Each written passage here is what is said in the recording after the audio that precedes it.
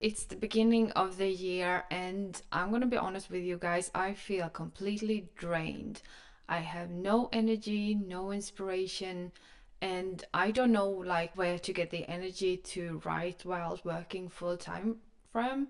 So that is why I have decided to reread The Artist's Way by Julia Cameron and hopefully find some inspiration within that book and find my way back to, the creative energy that I used to have and that I usually have.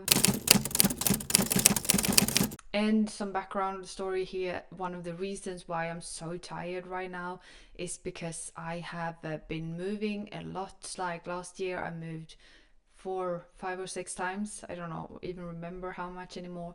And now we finally landed in our dream home, and we just moved in a week ago. So there are like boxes everywhere, and we haven't even had time to unpack everything yet, which is fine.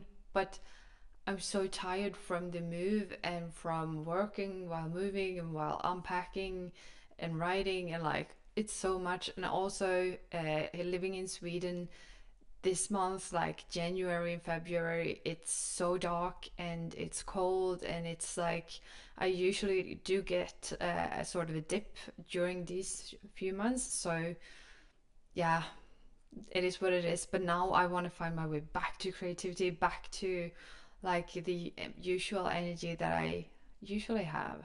Have you ever felt like creatively stuck, like your ideas are just waiting to break free, but something is holding you back? Maybe it's self doubt, maybe it's burnout, or maybe it's just the endless distractions of everyday life. If that's you, then the artist way is one way to overcome these kinds of distractions. Because this book is not just about creativity, it's about reclaiming your creativity.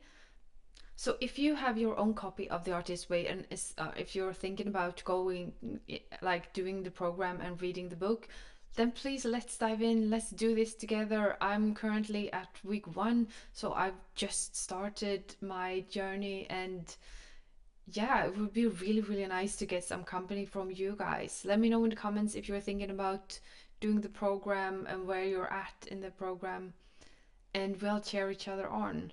I am considering doing multiple videos about the artist's way, so I will probably do like one video when I'm at the halfway point and then another video at the end of these 12 weeks.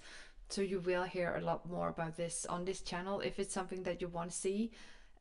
Because I have actually like done the program before, and yeah, I will get back to that. You will have to you will have to stick around in this video to find out what happened last time. But let me tell you this. Last time I read The Artist's Way, it changed my life so much. And I don't know, I have this hope that it will spark some sort of inspiration or even change my life once again.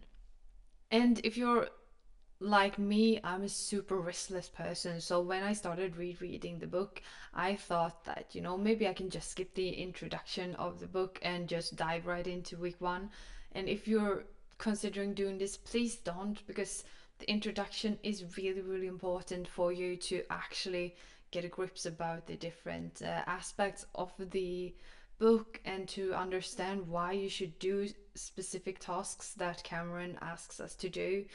So I really, really recommend reading through the whole like beginning of the book as well, where she explains what morning pages are and what artists' dates are and other different concepts. So what is the artist's way about? This is a sort of short summary about the book, the way I would describe it. So Julia Cameron's book, The Artist's Way, is a 12-week program for you to reconnect with your inner creativity. It doesn't even matter like if you're a writer, if you're an artist, if you're no matter what kind of creative pursuit, or if you just want to find your own creativity. Maybe you don't even know what your creative outlet it is yet. That's fine too. But this is a way for you to reconnect with your creativity and not to get burned out, because it's so easy for us to get overworked and just like try to keep on going and keep on going. And one thing that I feel like we do forget a lot is actually to stop and pause and reconnect with our creativity, reconnect with our inner child. I know I do this a lot. I'm the personality type who will just keep on going, keep on working until I hit a wall. There's no stopping it. So I need to take a step back and actually make sure that I do get the rest and recovery that I need, because otherwise I won't be able to do this sprint long, like this marathon long term. Because I have to always like remind myself that it is a marathon. It's not a sprint. I need time. I can't burn myself out by running as fast as I can for the first few miles, because then I won't make it the entire marathon. And life and creativity is a little bit like that too. You can't just sprint, sprint, sprint, because then you don't have any energy left for the long run.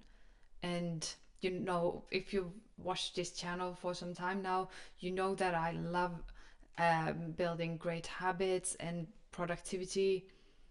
But this also means that I do have to take a step back and recover sometimes, because no one has an unlimited amount of energy, at least not that I'm aware of. In Julia Cameron's book, she introduces two really crucial tools for us as artists, and these are things that we from week one have to do continuously throughout the entire course. And the first thing is the morning pages. Morning pages are basically you sitting down to write 3 handwritten pages. I write it in my journal each and every single day, and you're not supposed to think or write about anything specific. You're just supposed to clear your head and write whatever's on your mind. It's supposed to be raw, cluttered. If you don't know what to write, just write about not knowing what to write.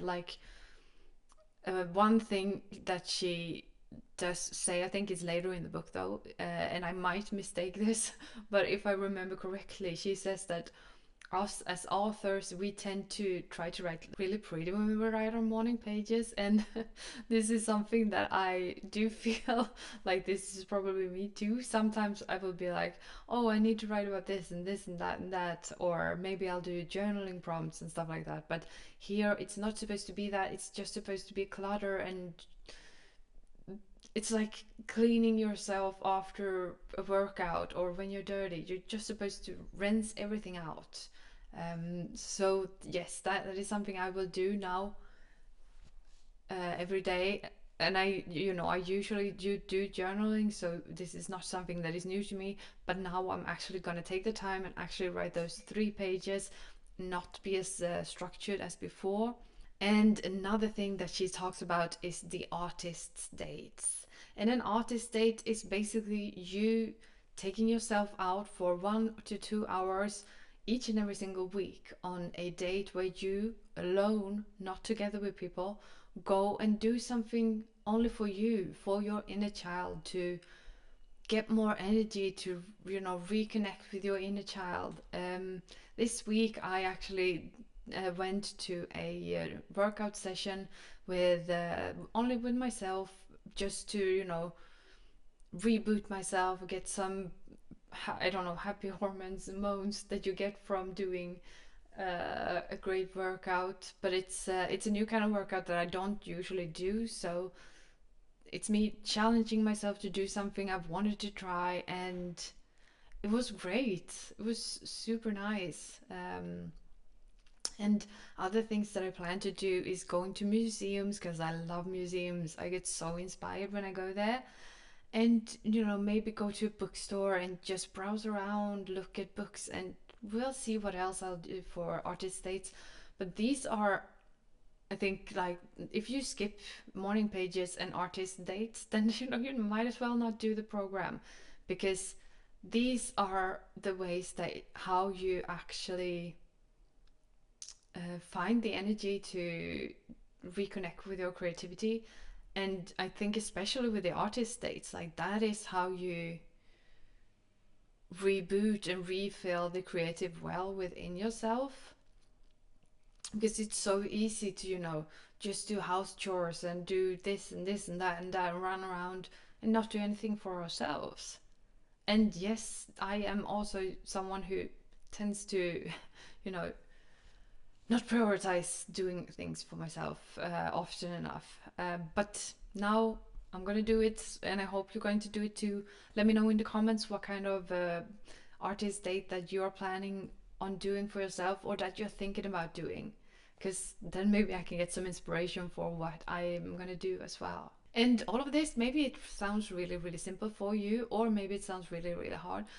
But the thing is, like, doing this each and every single, like, morning pages each and every single day, it takes time. Like, you have to reschedule your life a little bit. Like, I have to get up maybe half an hour earlier to actually sit down and write.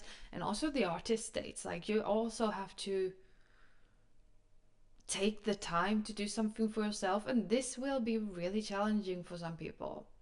For me too, I think. So yeah. And Cameron also goes deep into the fears and self sabotage that might block our creativity. She talks about perfectionism and like the fear of failure. Maybe you have imposter syndrome, and then this book is great for you to actually come out of it, because it will give you time to actually be mindful and be in the present and actually sit in silence. This is something I also think that we do too seldom, if you ask me. Because I don't know, creativity it's not just about making art. And it's not just about writing for me. It's about living with the creative side of my life, because I need creativity to bloom out and like get the most out of my life. It's also about transforming yourself into seeing yourself as a creative person and seeing yourself as a person you want to become. And the reason why I'm rereading The Artist Way is because I feel like I really, really need it.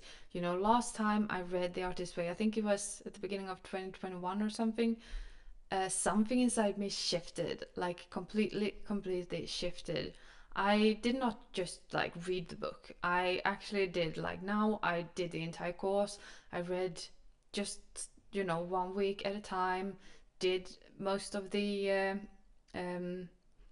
tasks that Cameron gives us, and I took it seriously, which was really great, because I feel like otherwise I probably wouldn't have gotten as much out of it as I actually did. And what happened for me was that I went from being someone who, you know, talked about writing and stuff like that, but I did not really take my writing as seriously. And after reading this book, I started, you know, it was the first time I actually sent the manuscript to publishers, and I started writing more consistently. Not like shortly after that, I found a writing group online that I started writing together with each and every single week. And then I read another book and started writing every day. Maybe that was not in 2021 though, that might have been later, I don't even remember. But things started happening that made me become more and more of a writer, and more of, like, I found my way into the life that I actually wanted to live, instead of just dreaming about it and, you know, playing The Sims with the Sim becoming an author, because I did do that a lot back in the days, if I'm being honest. But yeah, it was a really, really big shift for me, and the synergies and everything that started happening led to me, you know, debuting as an author. And I don't think that would have happened as fast and as perfectly if I hadn't read The Artist's Way.